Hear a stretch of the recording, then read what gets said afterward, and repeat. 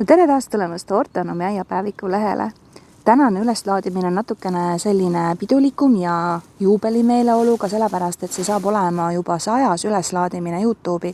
Nii et sellepärast ka minu meelest on paslik vaadata neid aastkannikesi, kes siis on ilusti talvitanud ja nüüd juba päris kenasti näitavad ka oma õisi.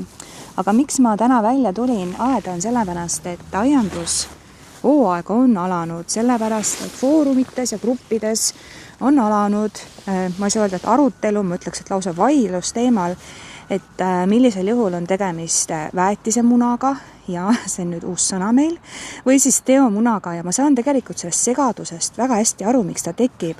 Esiteks, me oleme kõik nii ära hirmutatud nende kahjurite osas ja seda ma mõistan ka väga hästi, eriti nüüd, kuna ma eelmine sügis ka enda aiast leidsin selle õudse mustpeanälkja, et see on täiesti eraldi videoteema. Aga loomulikult tekitavad need graanulid segadus sellepärast, et kui nad on ka kasutatud graanulid, siis nad lähevad plõksuga katki. Ja see paistabki peamine põhjus olema, miks me siis neid taimi ka mitu korda ümber istutame. Ja siis, kui sa ostad selle istutusmulla, siis seal on jälle need munad sees.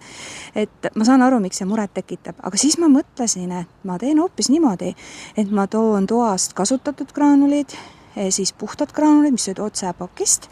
Ja siis ma tulen aeda, sest ma eile ka nägin, et siin oli üks kivi, mis mul jäi eemaldamata eelmine sügis. Ja siis ma käisin kontrollimas, et siit ma saan siis selle nii-öelda võrdlusmaterjali ja kontrollmaterjali, milline see teomuna siis välja näeb ja kui me nad kõik kõrvuti paneme, siis meil tekibki tegelikult päris hea võrdlusmoment. Nii, ja mis me siin siis näeme? Kõigepealt teomunad, et mida võiks vaadata on nende värvus. Et kui siit on ka näha, siis need on sellised pigem läbipaistvad, aga mõnikord on nad ka piimjad ja nad on kõik ühesuurused. Ning jah, nad on siuksed nahk ja kesta sees ja nad lähevad plõksuga katki. Nii. Ja siin valge alustaldriku peal on mul siis, just lillepotist võtsin, on siis see osmokoti väetis, kes siis seda suurt segadust ja pahandust meile siin külvab.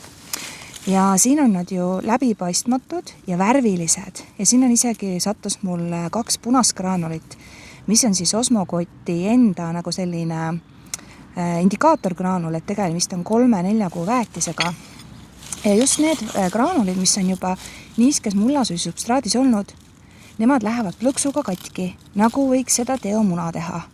Aga tegelikult on see sellepärast, et kuna ta on pikatoimeline väetis, siis ta töötab osmoosiga, et siis vesi läheb läbi kesta siia graanuli sisse ja läbi selle tuleb siis väetist välja ja kuna see vesi osaliselt jääb ka siia graanuli sisse, siis ta läheb plõksuga katki ja siis tundubki, et sealt tuleb veel mingit valget ollust välja, mis on siis lahustamata väetis ja siis tundubki, et okei, et see on nüüd raudselt mingi tigu siin.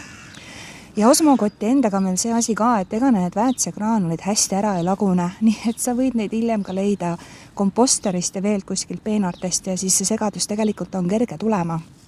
Aga üldiselt mulla ja substraadi sees on nad niimoodi hajusalt läbi segatud, aga teomunad on sageli ikkagi sellises väikses tombus või hunnikus.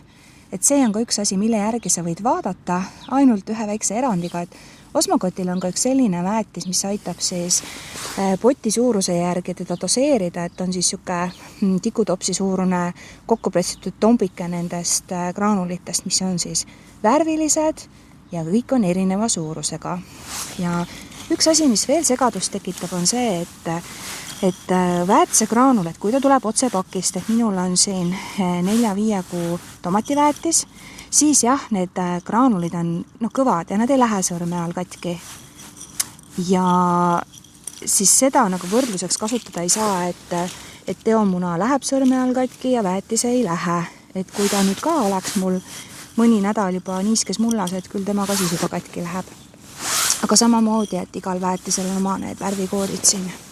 Et need vist on isegi elementide kaupa, aga ma ei ole päris kindel, aga osmokotil on värvikood peal. Et oleks võimalik ka erinevaid väetisi eristada, et neil ei ole ju silti kaasas. Ma loodan, et see tõi natukene selgust juurde, aga ma ei tea, võib-olla hoopis tekitas segadust juurde, aga mina tänan tähelepanu eest ja loodan, et selle väetisemunade ja teomunade segaduse pärast ei jää kellelgi aiapidamine kuidagi soiku.